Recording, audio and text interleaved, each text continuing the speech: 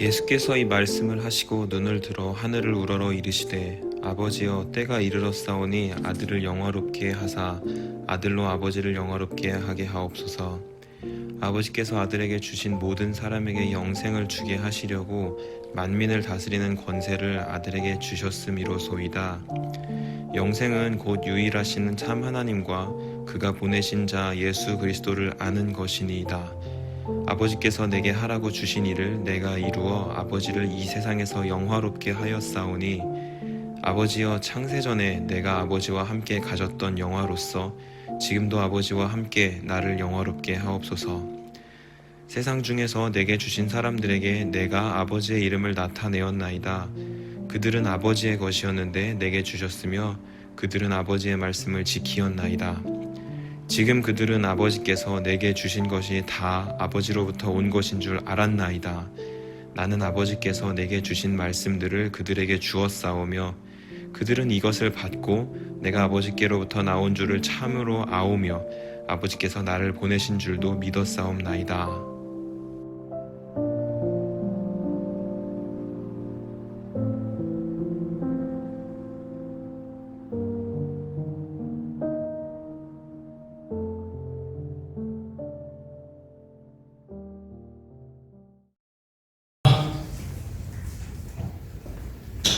오늘 우리 부집사님이 읽어주신 이 말씀으로 그냥 좀 하자라고 나왔네? 그냥 하자 좀. 좀 애매해요. 제가 사실 오늘 제목을 그냥 제가 적어놓은 거에는 뭐라고 써놨냐면 그냥 눈을 들라. 한번 또 just do it? 별의별 제목을 다 고민하다가 이게 안 되겠어요. 그래서 그냥 사실은 오늘은 제목이 없다고 생각하시면 돼요. 여러분이 한 말씀 다 들으시고 말씀을 들으시고 난 후에 그래 오늘의 설교의 제목은 이걸 거야 라고 여러분이 판단하시면 될 것 같아요. 뭐 이럴 때도 있는 거죠. 제가 원래 제목 짓기 선수인데 이 제목이 오늘 안 나왔어요. 그냥 그렇게 하는 걸로 하겠습니다. 기독교 서적을 취급하는 라이프북이라고 하는 사이트에다가 기도라는 검색어를 제가 쳐봤습니다. 그랬더니 무려 36,000개의 책이 소개가 되었습니다. 거기 보면 참된 기도 하늘의 능력을 내 것으로 만드는 통로, 당신을 위한 기도 시작반, 대화식 기도, 포옹 기도, 낮은 기도, 응답이 되는 기도, 기도 그 이상의 기도, 중보기도 이렇게 하나, 중보기도 지침서, 해야 할 기도와 하지 말아야 할 기도, 기도하며 귀신 쫓고 치유받는 법, 불특기도, 효과적인 기도, 하나님을 움직이는 기도, 사계절의 기도, 파수꾼의 기도, 닫힌 문을 여는 기도, 하늘의 능력을 다운로드하라 까지 하루 종일 해도 이거 끝이 안 납니다. 끝이 안 날 거예요. 왜 이렇게 기도에 대한 책이 많을까요? 그 이유는 분명합니다. 그만큼이나 성도들이 기도에 대한 관심이 지대하기 때문에 그렇습니다. 저도 기도에 대한 관심이 참 많았습니다. 그래서 참 다양한 기도를 공부했고 배우고 실천하려고 저도 애썼습니다.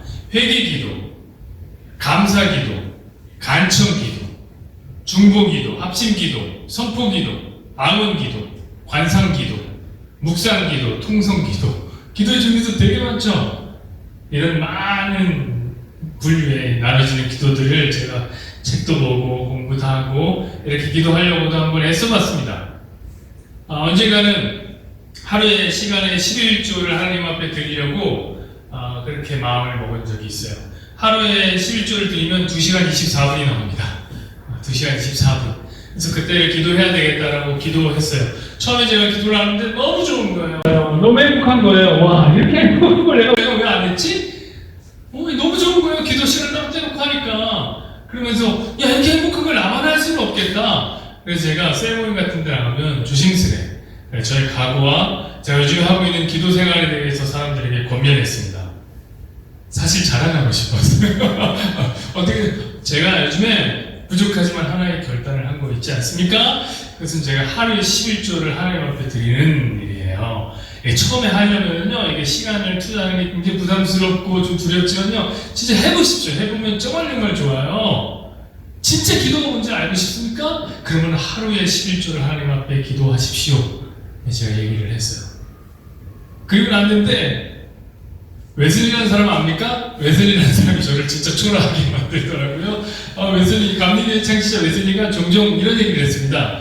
하루에 4시간을 기도하지 않는 성도들은 참으로 가련하다. 저 2시간 24분을 하고 있는데 말이에요. 4시간을 기도하지 않는 성도들을 불쌍하다고 얘기했더라고요. 저는 졸지에 불쌍한 사람이 됐습니다. 여러분은 어떻습니까? 이 불쌍한 사람들 같으니라고 가련합니다. 여러분들 제가 보니까 그래서 제가 더 기도하려고 했어요. 저는 진짜 누구보다 누가 저보다 예수님 잘 믿는다고 하면 정말 짜증났어요. 그래서 저도 더 많이 기도해야 되겠다.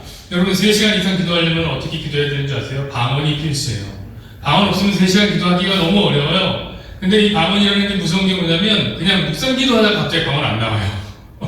그러니까 통성 기도를 막 하는 거예요. 하면서 방언을 막 2시간, 3시간 하려니 목이 너무 아픈 거예요. 목이. 여러분 목사님들 왜 목이 쉰 줄 아세요? 목이 쉬어있죠? 그래서 쉰 거예요. 근데 사실은 한때는 그런 목소리가 은혜롭다. 기도 많이 한 목소리라서 목소리 일부러 갈기도 했습니다. 죄, 열심히. 하나님의 아들 예수님. 저는 이 목소리가 좋아요. 그래서 저는 이렇게 하려고 엄청 제 발성을 연습하는 거거든요. 자, 그렇게 제가 기도 생활을 방언까지 해가면서 한 몇 개월 해보다 보니 진심으로 저한테 드는 고민이 하나 있었습니다. 그게 뭐냐면 어떤 고민이 들었냐면 지금 내가 하는 게 기도인가 노동인가 이런 생각이 들었어요.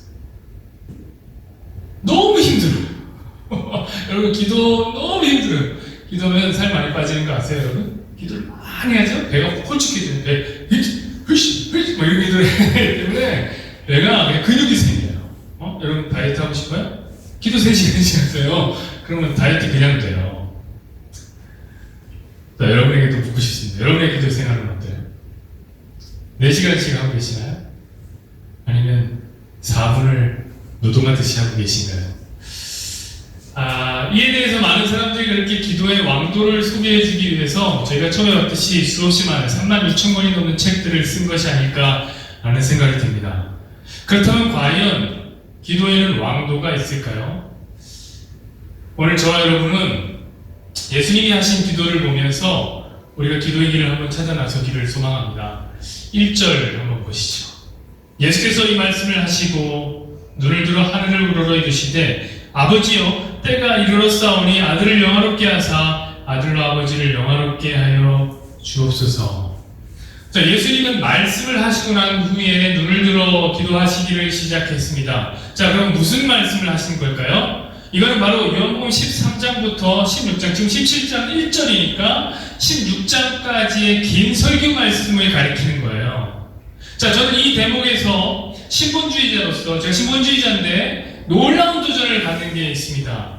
그건 무엇이냐? 여러분 혹시 예수님의 설교의 내용이 생각나세요? 13장부터 16장까지 이야기가 혹시 와우! 기도 응답이네 또. 생각나십니까? 여러분에게 그걸 묻는 게 조금 그럴 수 있을 것 같아요. 13장부터 16장의 얘기는 뭐냐면 예수님이 하나님의 뜻에 의해서 십자가를 지러 갈 것이다 라는 설교였어요. 나 간다. 그래서 성령 보내줄게. 그러니까 한마디로 이야기하자면 예수님의 삶이라는 것은 말 그대로 따라가는 삶이었어요. 따라가는 삶. 무엇에 따라가는 겁니까? 하나님에 따라가는 거예요. 하나님의 뜻에, 하나님의 의지에, 계획에 따라가는 거예요. 이것은 마치 지하철이 선로를 따라서 쭉 달려가듯이 예수님은 하나님의 뜻을 따라서 하나님의 뜻 위를 구속된 채 살았다. 이렇게 얘기해도 될 것 같습니다. 요한복음 5장 30절 말씀 보시죠. 내가 아무것도, 여기서 내가는 예수님이에요. 내가 아무것도 스스로 할 수 없노라. 듣는 대로 심판하노니 나는 나의 뜻대로 하려 하지 않고 나를 보내신 이의 뜻대로 하려 함으로 내 심판은 의로우니라. 보시죠 여러분. 예수님은 굉장히 수동적인 삶을 사셨습니다. 예수님은 이미 정해진 하나님의 계획을 따라 살았다고요. 그런 의미에서 우리 예수님은 진정한 신본주의자죠. 하나님께 다 다 맡긴 거예요. 여러분, 그런데 놀라운 것은 예수님이 기도하셨다는 사실입니다. 개혁주의를 따르는 장로 교인들이 항상 듣는 말이 있어요. 여러분, 우리가 개혁주의가 뭐냐면 1518년인가요? 벌써 우리 500년이 넘었어요. 종교개혁이 일어났는데 그때 이제 종교개혁이잖아요. 그때 종교가 개혁이 한번 팍 됩니다. 그리고 한번 개혁된 교회는 계속해서 개혁되어야 된다. 우리도 사실 지금 개혁의 대상이에요. 계속 개혁돼야 되는 거예요. 그게 바로 개혁주의인데 장로교인들이 그 개혁주의를 따른다고요. 그런데 그 개혁주의를 따르는 장로교인들이 항상 어떤 평가를 받냐면 미지근하다라는 평가를 받아요. 미지근하다. 감리교는 뜨거운데 장로교는 미지근하다. 그렇습니다. 여러분, 우리는 예정을 믿고 하나님의 전능하심과 하나님의 계획을 믿는 우리야말로 신본주의자입니다. 그런데 미지근하죠. 되게 미지근해 보여요. 여러분, 개혁주의 5대 강령이 뭔지 아십니까? 이 정도 알아야 돼요. 우리가 개혁주의를 따르니까 이 정도는 알아야 돼요. 개혁주의 5대 강령이 뭐냐면 이겁니다. 튤립교리라고도 부릅니다. 왜냐하면 앞자를 다 따니까 튤립이 나와서 튤립교리라고 불러요. 첫 번째는 뭐냐면 전적 타락이에요. 이 말은 뭐냐면 전부 다 타락했다는 거예요. 다 타락했어요. 다. 저희 유아도 타락했어요. 그리고 우리 개인에서도 다 타락했어요. 우리 정신, 우리 마음, 우리 생각, 우리의 유혹 전부 다 타락했다는 게 전적 타락입니다. 자, 두 번째는 뭐냐면 무조건적 선택이요. 당연하죠. 전적으로 다 타락했으니까 조건 있는 사람 없어요. 조건 맞는 사람 없어요. 자격되는 사람 없어요. 그러니까 그들 가운데 무조건적으로 하나님이 선택했다는 거예요. 하나님의 백성들을. 자, 세 번째는 제한적 속죄. 이건 뭐냐면 모두 구원받는 거 아니다. 거기서 선택한 사람들만 제한적으로 구원을 받는다라는 얘기입니다. 자, 네 번째는 뭐냐면 불가항력적인 은혜입니다. 이거는 하나님이 그렇게 선택하고 은혜 베풀어 주실 때 누구도 저항 못해. 아예 받기 싫은데요? 이거 못한다는 거예요. 하나님은 그냥 확. 여러분, 그러니까 복음이라는 것은 굉장히 공격적인 거예요. 굉장히 우리 가운데 아주 폭력적으로 다가오는 겁니다. 다섯 번째는 뭐냐면 성도의 견인이에요. 그 공격성을 갖고 그 폭력성을 갖고 천국까지 끌고 간다는 우리를 절대 못 떠나게 끌고 간다. 이게 개혁주의 5대 강령입니다. 자, 처음부터 끝까지 누가 다 하십니까? 하나님 다 하시는 거예요. 우리는 그것을 믿는 신본주의. 이거 믿는 게 신본주의자예요. 여러분, 우리가 처음에 주기도문을 공부했는데 혹시 기억하세요? 처음에 주기도문도 공부했어요. 하여튼 초에 개척하고 초에 주기도문을 공부했는데 여기서 기도에 대한 오해가 있었죠. 기도에 대한 오해를 얘기하면서 이런 얘기를 했습니다. 기도로 하나님의 뜻을 바꿀 수 있다고 했습니까? 없다고 했습니까? 없다고 얘기했어요. 그럼 그래서 속상합니까 혹시? 잘 한번 생각해 보세요. 죄인의 기도가 자꾸 하나님의 뜻을 바꾼다면 자, 우리가 하나님을 어떻게 신뢰할 수 있겠습니까? 하나님을 브루스 올마이티라고 하는 영화가 있어요. 여기 보면 이 영화는 기도응답의 위험성을 잘 보여주는 좋은 영화입니다. 기도응답이 얼마나 위험한가. 브루스라는 사나이가 있습니다. 이 사나이가 어찌어찌 하다 보니까 하나님의 역할을 대역하게 됐어요. 완전 기분이 짱이죠. 아무것도 못하는 인생의 쩌리가 하나님이 된 거예요. 모든 것을 할 수 있는 전능함을 손에 얻었습니다. 세상을 다 얻은 기분이라는 건 그냥 기분이에요. 기분. 다 얻은 거 아니거든요. 근데 다 얻은 거예요. 하나님이 돼서 세상을 손에 넣었습니다. 그런데 그런 힘을 손에 넣은 브루스도 힘들게 하는 게 있었어요. 너무 귀찮은 게 있었어요. 뭐냐면 자꾸 끊임없이 들려오는 기도 소리가 이명만큼이나 밤에 잘 때 울려대는 모기 소리만큼이나 짜증나게 계속 브루스의 귀에 울렸습니다. 브루스는 이 귀찮은 기도 소리를 더 이상 듣지 않겠다 작정합니다. 작정하면 되는 거예요. 그게 하나님이거든요. 작정은 이루어지는 거예요. 작정을 했다 어떻게 했냐? 브루스는 모든 기도를 싸잡아서 결제 버튼을 누릅니다. 응답. 기도가 다 이루어지게 됐어요. 자, 세상이 어찌 됐을까요? 모든 기도가 이루어진 거예요. 사랑과 평화, 웃음소리가 가득하고 행복한 뉴스만이 가득 넘쳤을까요? 영화를 보신 분은 알겠지만 아니에요. 전쟁이 나고 폭동이 일어나고 심지어 자연재해가 아니 어떤 놈이 자연재해를 기도했어?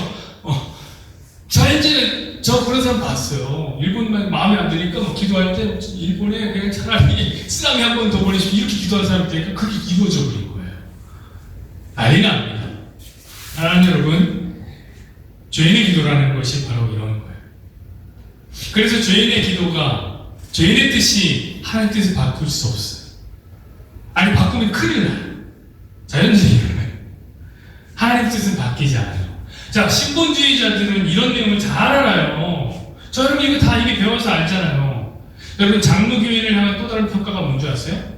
첫 번째 미지근하다. 두 번째 알긴 여시같이 잘한다. 알긴 무지하게 잘하는 거예요. 그래서 그런지 기도를 안 해요. 야 어차피 해봐야 바뀌지도 않을 건데 하나님 뜻은 돼 있고 우리는 그냥 가는 거야 하니까 기도 안 해. 알긴 진짜 잘났어. 너무 다 잘 알아. 근데 여러분 꼭 기억하십시오. 여러분만큼은 기억하십시오. 이 세상 가장 완전한 완벽한 신본주의자이신 예수님은 기도했다. 그분은 모든 것이 정해진 길을 걸어가는데도 기도했다. 그러므로 우리가 기도하지 않아도 되는 이유는 모두 다 사라졌어요. 우리는 기도해야만 합니다. 그럼에도 우리가 기도를 안 한다. 하루 4분을 하면서 기도가 노동과 같다. 그러면 그 이유는 분명합니다. 뭐냐면 이미 우리 생각에서 그 답이 나와 있어요. 어떤 생각이죠? 어차피 기도해도 안 바뀔 건데 뭐 이거. 이 말은 뭐냐면 우리가 기도하는 이유가 오직 내 뜻을 관철시키는 데만 있다는 사실. 바로 내 소원이, 바로 내 욕망이 관철되지 않으면 전혀 기도할 필요가 없다라는 생각이죠. 이 말은 이런 뜻을 가져옵니다. 우리가 신본주의라는 가면을 쓴 것일 뿐 진짜 우리의 속사람은 하나님의 뜻보다는 내 뜻이 더 중요해요. 우리가 사실은 알고 보니 뼛속부터 자본주의자였다. 여기서 말하는 자본주의는 캐피탈리즘이 아니에요. 자, 스스로 내가 근본이 된 나이즘, 나 중심 종교, 내가 교주였어. 그러나 여러분이 진정으로 신본주의자라면 여러분은 기도하셔야만 합니다. 더 깊이 들어가 봅시다. 다시 1절을 한번 봐볼까요? 여기서 보면 주의 깊게 본 또 다른 단어가 있어야 됩니다. 그것은 뭐냐면 바로 눈을 들어라는 단어입니다. 예수께서 이 말씀하시고 눈을 들어. 예수님은 말씀을 하시다 그냥 눈을 들어서 하나님께 시선을 맞추었습니다. 그리고 기도하셨어요.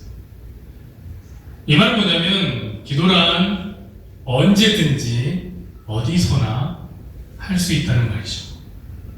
자, 어떤 사람들은 하나님의 말씀을 근거 삼아 기도하기 위해서 반드시 골방으로 들어가야 한다라고 말하더라고요. 네, 좋은 말씀입니다. 여러분의 집에 골방이 있다. 그럼 거기로 들어가십시오. 골방에서 기도하는 게 참 좋아요. 기도 같은 데가 뭐 기도 잘 돼요. 저 역시 기도하기 위해서 물러나야 하는 시간이 반드시 필요하다고 생각하는 사람 중에 한 사람입니다. 물러나야 된다. 어디서 물러나야 될까요? 우리 일상으로부터 물러나는 거예요. 지긋지긋하게 매몰되어 있는 자아, 추구, 내 자아만 보거든요. 내 영혼만을 보거든요. 여기서 한 발 물러나는 시간이 바로 기도하는 시간이에요. 그리고 시선을 하나님께 두는 작업을 해야죠. 그것을 위해서 필요한 공간이 어디냐면 골방이라는 겁니다. 그러니까 골방이라고 해서 반드시 따로 떨어져 있는 빈 공간이 필요한 건 아니에요. 자, 하나님이 왜 골방에서 기도하라고 했냐면 하도 이 바리새인들이 기도만 하면 거리로 나와. 기도만 하면 밖으로 나와서 자랑하듯이 기도해야 되니까 그냥 너희는 골방으로 들어가라 얘기한 거예요. 마태복음 6장 5절 6절 보시죠. 보세요. 또 너희는 기도할 때에 외식하는 자와 같이 하지 말라. 그들은 사람에게 보이려고 회당과 큰 거리 어디에서 서서 기도하기를 좋아하느니라. 내가 진실로 너희에게 이르노니 그들은 자기 상을 이미 받았느니라. 너는 기도할 때 네 골방으로 들어가 문을 닫고 은밀한 중에 내 아버지께 기도하라. 은밀한 중에 보시는 네 아버지가 갚으시리라. 여러분 보십시오. 외식을 피하기 위해서 골방으로 들어가라. 외식하지 마라. 사람들은 신경 쓰지 마라. 여러분 기도란 관심을 나에게서 떼내서 하나님께 주는 거예요. 그런데 바리새인들은 기도를 한다고 하면서 맨날 광장에 나와요. 맨날 회당에 나와요. 관심을 자기에게 주는 거예요. 저거야말로 관종기도예요. 관종기도. 관심기도 아니라 관종기도. 그럴 때 차라리 골방으로 들어가는 거예요. 골방. 그럼 제가 아는 어떤 성도님은 꼭 기도하다 바람이 들어오는 인기척을 느끼면 그때부터 방언으로 기도해요. 혼자 기도할 땐 조용히 묵상 기도하다가 밖에서 발소리가 들리고 문소리가 탁 열리면 멋지게 방언으로 하시라 이렇게 기도하시는 분이 있어요. 이러면 안 된다는 거예요. 제가 어찌 하냐면 그 사람을 바로 줘야겠어요. 제가 이렇게 기도하다가 힘들어요. 목 아프니까 기도하다가 누가 저쪽에서 들리는 소리가 들리면 그때부터 방언 기도해요. 자, 저 같은 사람은 골방으로 들어가요. 그러나 모두가 다 기도할 때마다 골방이 있어야 되는 건 아니에요. 네? 만약 기도에 골방이 필요하다면 기도할 수 있는 골방이 없는 원룸 사는 친구들은 어떻게 할 거야? 골방이 따로 없어요. 어디서 기도해요? 또 저와 여러분 같이 평일에도 기도할 수 있는 예배당이 없는 예배당 기도실이 있으면 얼마나 좋아요. 와서 기도하고. 근데 그런 사람들은 어떻게, 그런 교인들은 어떻게 해요? 혹시 그래서 기도 안 하는 중이에요? 그것 없어서요? 합리화하고 계신 거 아니에요? 그거 아니에요. 여러분, 이게 눈만 뜨세요. 눈만 뜨요. 그곳이 어디든 상관없어요. 차 아닙니까? 버스 아니에요? 길을 다니고 계세요? 사무실 책상 앉아 계세요? 아이에게 젖을 물리고 있습니까? 상관없어요. 눈만 다 뜨세요. 이 말은 뭐냐면 시선을 하나님 앞에 두라는 시선. 마음을 하나님 앞에 두라는 거예요. 그리고 일상으로부터 잠시 물러나세요. 그래 그냥 기도하세요. 거기서. 왜 굳이 사는 거기 사무실이 좋더만요. 거기 기도가 그냥 절로 나와서 하늘까지 너무 가까워서 그냥 눈만 대시고 기도하세요. 자, 이제 1절을 좀 보내줘야 될 시간인데 한 가지 꼭 더 드리고 싶은 말씀이 있어요. 1절을 못 들어요. 이렇게 1절 다시 한번 보세요. 한번 제가 읽어드릴게요. 예수께서 이 말씀을 하시고 눈을 들어 하늘을 우러러 이르시되 아버지여 때가 이르렀사오니 아들을 영화롭게 하사 아들로 아버지를 영화롭게 하게 하옵소서. 여러분 어떻습니까? 오늘 예수님의 기도의 시작이 누구를 위해서 기도하고 있는 것이 확인됩니까? 자신을 위해서 기도하고 있다는 사실. 이거 중요해요. 여러분 사실 요한복음 17장은 예수님의 대제사장적 기도라고 그래요. 17장 다 기도예요. 대제사장은 뭐예요? 온 민족을 가슴에 품은 사람이에요. 그러니까 대제사장적 기도라 하니 이름만 들어도 뭔가 대단한 중보 기도가 나올 것 같은데 라는 느낌이 들죠. 그런데 예수님은 먼저 자기 자신을 위해서 기도해요. 아들을 영화롭게 해주십시오. 이거 어차피 얼핏 보면 예수님 좀 많이 변한 것 같아요. 그죠?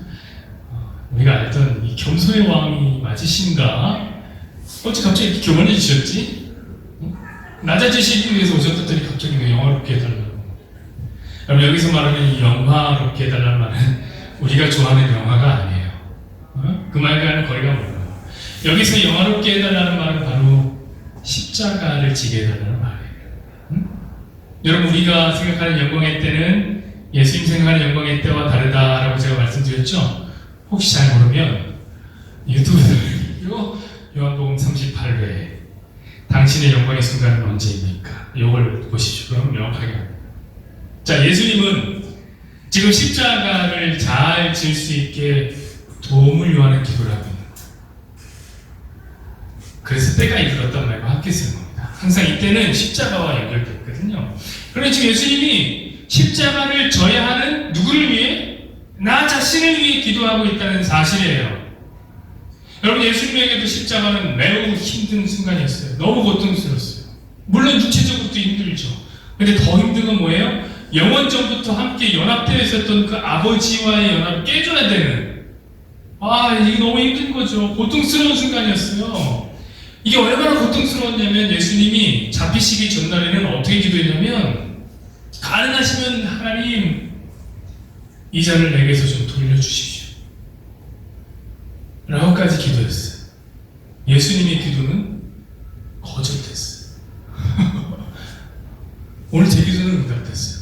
사실 제 기도가 거절되었어요. 왜냐면 제가 사실은 처음에 기도할 때, 교회를 위해서 기도할 때 하나님 교회 공동체 10명만 주십시오. 제가 개척하겠습니다. 하고 난 다음에 놀랍게 10명 밑으로 떨어지는 법이 없어요. 오늘 7명 있었거든요. 3명이 들어왔어. 그래서 얼마 오늘 또 됐어요. 예수님 기도는 거절됐지만 제 기도는 응답됐어요. 얼마나 힘들면 예수님이 이 잔을 내게서 십자가 좀 돌려주십시오 이렇게 얘기했어요. 여러분, 오늘 예수님은 기도를 시작하면서 자신의 아픔을 하나님 앞에 지금 쏟아내고 있습니다. 아버지, 십자가를 질 수 있게 도와주세요. 이게 예수님의 기도였습니다. 사랑하는 여러분, 이것이 우리에게 얼마나 위대한 도전이 되는 줄 아십니까? 왜냐하면 알긴 잘 아는 장로교인들은 꼭 기도할 때 이렇게 얘기해요. 먼저 그의 나라와 그의 의를 위해서 기도하시오. 혹시 여러분들 가운데 그런 분들은 없나요? 다른 사람을 위해서 기도하거나 교회를 위해서 기도하는 기도가 막 나와요. 하나님 이 사람 도와주십시오. 축복 가운데, 은혜 가운데 살게 해주십시오. 건강하게 해주시고 막 기도가 되는데, 몇 시간씩 기도가 되는데, 나를 위해서 기도하면 위해서 기도하지? 갑자기 멍해지는 사람이 있어요. 어색해지고, 이거 기도해도 되나? 그러지 마시라는 거예요. 여러분, 제발 이런 거 저런 거를 따지지 좀 마세요. 아니, 왜 여러분이 아파 죽겠는데 왜 한국교회를 위해서 기도해요? 아니, 왜 아침에 일어나서 피곤해 죽겠는데 왜 세계 정세를 위해서 왜 기도해요? 도대체 돈이 없는데 왜 국제 경제를 위해서 기도해요? 트럼프 탄핵을 위해서 왜 기도하는 거예요? 그런 거 하지 마세요. 그런 거. 여러분, 우리는 기도가 아버지와의 대화라는 사실 너무 놓치고 있어요. 너무 놓치고 있어요. 여러분은 여러분 아버지에게 이야기할 때 정해진 순서가 있습니까? 혹시 여러분들의 아버지가 왕이라면, 여러분 공주고 여러분이 왕자라면 뭐 예법이 있겠지만 그런 거 없잖아요. 그냥 말하잖아요. 저도 아무 때나 전화해요. 막 전화해서 아버지 내일 일해요 안 해요? 막 전화해요. 저도. 우리도 같아요. 그냥 편안하게 아버지 하나님께 소소한 것들을 나누는 거예요. 지극히 개인적이어도 상관없어요. 중요하지 않은 일이 이것까지 하나님 신경 쓰시면 굉장히 곤란하게, 이런 거 상관없어요. 그냥 얘기하세요. 말이 안 돼도 상관없어요. 억지스러워도 괜찮아요. 제가 우리 재현 형제를 보니까 시영이가 가끔 얘기를 계속 던지는데, 아빠 하면서 얘기 던지는데 무슨 말 하는지 모르는데 분명히 듣고 있어요. 그게 시영이 기도예요. 다만 재현 형제와 하나님 다른 건, 재현 형제는 시영이가 진짜 무슨 말 하는지 몰라요. 하나님은 우리가 말 안 되는 말해도, 억지스러운 얘기해도, 아니 우리가 이미 구하기 전부터 우리가 무엇을 필요로 하시는지 알고 계세요. 그냥 기도하세요. 좀 2절 보시죠. 아버지께서 아들에게 주신 모든 사람에게 영생을 주게 하시려고 만민을 다스리는 권세를 아들에게 주셨음이로소이다. 여기서 아들에게 주신 사람은 누굽니까? 당연히 하나님이 택함 받은, 아까 우리 무조건적 선택 얘기했죠? 택함을 받은 성도들이죠. 자, 예수님은 그들에게 영생을 주시는 분이다. 그리고 아버지 하나님은 그 예수님에게 그들을 다스리는 권세를 주셨다. 이 말이죠? 자, 그 권세는 무엇입니까? 이거 알려면 3절 봐야 돼요. 3절 볼까요? 영생은 곧 유일하신 참 하나님과 그가 보내신 자 예수 그리스도를 아는 것이니라. 자, 이 권세, 하나님이 아들에게 주신 권세는 바로 말씀이에요. 왜요? 영생을 주기 위해 권세를 줬다는데, 영생이 뭐예요? 하나님과 예수님 아는 게 영생이에요. 그러니까 잘 알게 하기 위해서 말씀 주신 거죠. 그래서 16장까지 예수님 계속 뭐 하신 거예요? 말씀하신 거예요. 말씀. 13년 말씀 계속 하신 거예요. 영생 주려고. 말씀을 통해서 하나님은 어떤 분이고 그 아들 예수님은 왜 보내졌는지 지금 계속 말씀하십니다. 왜? 천국주의, 영생주의, 하나님 나라주의. 여러분에게. 많은 경우 사람들은 천국을 우리 모든 욕망이 투영된 이상향쯤이라고 생각합니다. 그래서 어린아이들이 천국 물어보면 천국을 상상하기를 온통 집이 다 과자로 만들어져 있고 벽돌이 이런 벽돌이 초콜릿으로 묻혀져 있고 하나님의 보좌로부터 강이 흐르는데 코카콜라 강이 흐르는 그런 까만 강이 흐르는 그런 멋있는 천국을 아이들은 상상합니다. 어른들은 천국을 상상하라고 하면 하도 그냥 세상 살면서 근심 걱정이 많아서 천국은 근심도 없고 걱정도 없는 마음이 편안한 그런 무릉도원 쪽으로 생각합니다. 그러나 천국은 하나님과 그 아들 예수님을 아는 것이라고 했습니다. 그러므로 천국은 장소적 개념이 아닙니다. 하나님이라는 공통의 관심사를 가진 관심 공동체가 바로 천국입니다. 그러니 오늘 말씀을 듣고 계신 여러분들은 천국을 경험하셔야 됩니다. 왜요? 우리가 관심을 두는 하나님이 지금 말씀하고 계시잖아요. 우리 이 시간 천국 경험해야 되는 거예요. 또한 그래서 기도해야 되는 거예요. 왜? 천국을 경험하려고. 제가 기도가 뭐라고 그랬습니까? 기도는 일상에서 물러나 하나님께 관심을 두는 거라고 그랬어요. 그게 천국이에요. 그러니 말씀 또한 천국을 경험한 한 날개라면 기도는 다른 천국을 또 경험하게 하는 또 다른 날개인 겁니다. 그런데 말씀을 듣고 기도를 하며 하나님 나라를 경험해야 될 성도들이 어찌 자꾸 하나님 나라가 아니라 꿈나라로 가시는 분들이 있어요. 꿈나라 가겠어요? 물론 우리 교회 성도들은 없어요. 우리 교회는 잠 안 자요. 왜냐면 작아서 안 보여요. 그래서 잠을 잘 못 주무셔요. 근데 말씀과 기도만 들으면 주무시는 분이 있어요. 그런 분들은 정확히 지옥형이에요. 정확히 천국과 전혀 상관이 없으십니다. 그런 분들의 특징이 뭐냐면 예배가 끝나면 진짜 천국이 경험하시는 분들이에요. 특히 밥 먹을 때 천국을 많이 경험하시고 행복해요. 여러분에게 권면합니다. 여러분은 말씀과 기도 속에서 천국을 경험하시는 그런 관심 공동체가 되기를 축복합니다. 4절 5절 보시죠. 아버지께서 내게 하라고 주신 일을 내가 이루어 아버지를 이 세상에서 영화롭게 하였사오니 아버지여 창세전에 내가 아버지와 함께 가졌던 영화로서 지금도 아버지와 함께 나를 영화롭게 하소서. 말은 어렵지만 별거 아닙니다. 여러분, 아버지께서 내게 하라고 주신 일이 뭡니까? 자기 백성을 구원하는 일이죠. 그 일을 완성하려면 어떻게 해야 됩니까? 십자가를 져야 되는 거예요. 근데 약간 그러고 나니까 문제가 생기지 않았습니까?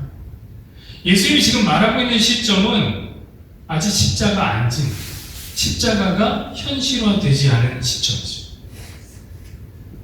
근데 예수님은 마치 이미 이루어진 것처럼 얘기하세요.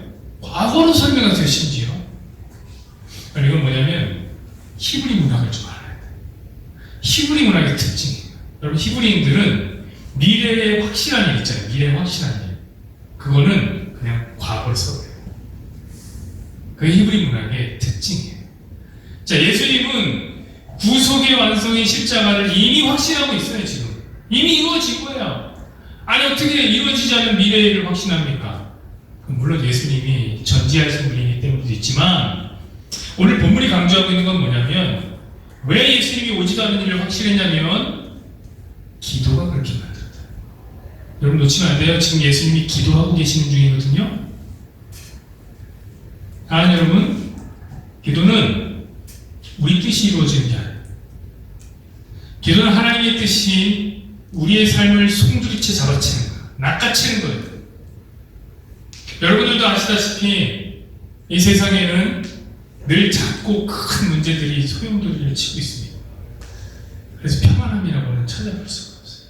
이런 찬양이 있잖아요. 이 세상에 근심된 일이 많고 참 평안이 없었구나. 이게 우리 삶이잖아요. 우리만 그런 게 아니에요. 예수님도 그랬어요. 예수님 앞에 두렵고 평안이 없는 일들이 있었어요. 앞으로 찾아올 제자들의 배신, 사람들의 모욕적인 비난, 침 뱉고 때리고 뺨 때리고 옷을 벗기고 수치에 가시면류관을 씌우고 십자가를 짊어지고 골고다로 올라가 그 십자가에 못이 박혀서 모든 피가 자신의 몸에서 다 빠져나가는 그 고통을 당할 순간이 아직 오지 않은 앞으로 다가올 미래였어요. 그러나 예수님이 하신 기도가 완성된 하나님의 나라로 예수님을 초청합니다. 그렇습니다. 기도는 하나님의 분명하고 완성된 뜻으로 우리 영혼을 초대합니다. 그래서 제가 그냥 아무거나 기도하라고 해요. 아무거나 그냥 기도하라고. 왜요? 우리가 기도를 바꾸는 게 아니라 기도가 우리를 바꿔요. 우리 미워도 다시 한번이라고 성경을 읽는 팀이 있습니다. 그 팀이 지금 시편을 읽고 있습니다. 시편이 뭡니까? 다 기도예요. 다 기도. 전부 다 기도예요. 근데 한번 읽어보면은요, 이상한 기도가 진짜 많아요. 되게 많아요. 하나님 너무너무 원망하는 기도도 나오고요. 거의 보면 원수를 죽여달라고 그러는데 얼마나 끔찍한, 원수의 아이를 바위에 져서 죽이려고. 어우, 이런 기도를 한단 말이야, 사람이. 힘들다고 막 투덜대는 기도, 저 사람이 나 무시했다고 하는 기도, 별의 별 기도들이 다 나옵니다. 그러나 기도가 그러다 끝이 납니까? 아니에요. 시편 잘 읽어보세요. 여러분요, 그 마지막은 그 처음에 했던 것과는 확연하게 달라진 것이 보여요. 처음과는 다르게 그 끝은 무한한 확신과 기쁨과 감사로 맞춰지는 것을 보게 됩니다. 이게 바로 기도의 힘이에요. 아무것도 변함없어요. 문제대전이 산더미처럼 적재되어 있지만, 그런데 기도가 우리를 완성된 하나님의 나라의 관점으로 보게 하는 겁니다. 그게 기도입니다. 예레미야 29장 11절 보시죠. 여호와의 말씀이니라. 너희를 향한 나의 생각을 내가 하나니 평안이요 재앙이 아니니라. 너희에게 미래와 희망을 주는 것이니라. 여러분, 제가 다른 건 확실하게 말씀 못 드리지만 여러분의 마지막만큼 제가 확실하게 말씀드릴 수 있어요. 여러분의 마지막은 재앙이 아니에요. 평안이에요. 희망이에요. 그래서 우리가 기도하면 우리의 관점은 그 마지막 시점에 걸리게 되는 겁니다. 그래서 기도를 하고 나면 마음이 평안해진다고 그러죠? 응답이 되었기 때문에 그런 게 아니에요. 응답되는 기도와 마음이 평안한 게 아니라 모든 기도가 우리에게 평안을 가져다 주는 거예요. 그러니 제발 기도하자고요. 6절부터 8절까지 보시죠. 세상 중에서 내게 주신 사람들에게 내가 아버지의 이름을 나타내었나이다. 그들은 아버지의 것이었는데 내게 주셨으며 그들은 아버지의 말씀을 지키었나이다. 지금 그들은 아버지께서 내게 주신 것이 다 아버지께로부터 오는 것인 줄 알았나이다. 나는 아버지께서 내게 주신 말씀들을 그들에게 주었사오며 그들은 것을 받고 내가 아버지부터 나온 줄을 참으로 아오며 아버지께서 나를 보내신 줄로 믿었사옵나이다. 저는 이 말씀 보면 예수님 지금 어디 살고 계십니까? 여러분, 지금 예수님 말씀하시는 이 시점에 아버지의 말씀을 제대로 지키는 사람들이 있었습니까? 예수님의 말씀이 하나님의 말씀이라고 제대로 믿는 사람이 한 사람도 있었습니까? 예수님을 제대로 믿은 사람이 있긴 해? 제자들도 안 믿었어요. 하나도 없어요. 십자가 앞에서 제자들도 다 도망갔다고요. 그런데 기도가 예수님의 눈을 어디다 둔 거예요? 하나님 나라에서 보게 하는. 여러분, 이런 말이 있습니다. 인생은 가까이서 보면 비극이고 멀리서 보면 희극이다 라는 말이 있습니다. 이 말은 인간 존재가 만난 비극적인 운명, 이것에 대한 어떤 염세적인 시각일 수가 있습니다. 그런데 우리가 시각을 좀 달리 보자면 어쩌면 우리는 너무 근시한 쪽으로 살고 있는 거 아닌가? 이 점을 꼬집진 않아요. 여러분 지금 고민하고 있는 거 알고 있습니다. 무엇이든지 고민하고 있겠죠. 보통 다 비슷한 걸 고민하면서 합니다. 여러분들 그 고민이 한 달 뒤에도 고민일까요? 지금 하고 있는 그 고민이 1년 뒤에도 고민이 될까요?